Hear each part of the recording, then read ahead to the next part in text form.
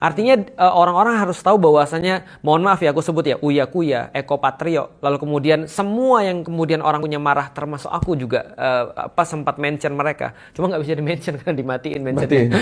Jadi aku pun sempat mention mereka dalam postinganku, aku juga marah ngeliat kelakuan mereka, kok kalian kayak nggak ada hati banget sih. Gitu, ketika rakyat dalam situasi kayak gini kok bisa berjoget tuh, kok bisa gitu maksudnya.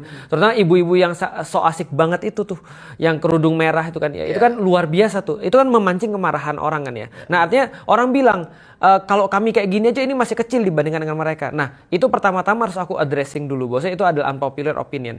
Tapi kalau kita mau melihat bahwasanya itu adalah suatu tindakan dari suatu tindakan, kita melihat tindakan tuh kita nilai sebagai tindakannya aja, kita akan dapat yang namanya indikasi atau standar.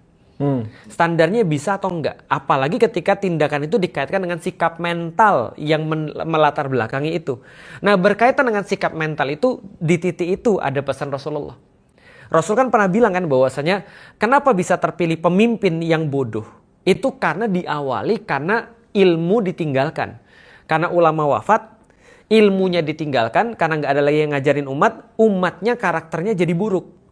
Ketika umat karakternya jadi buruk, maka efek dari situ kata Rasulullah adalah terpilihnya pemimpin-pemimpin yang bermental bodoh itu.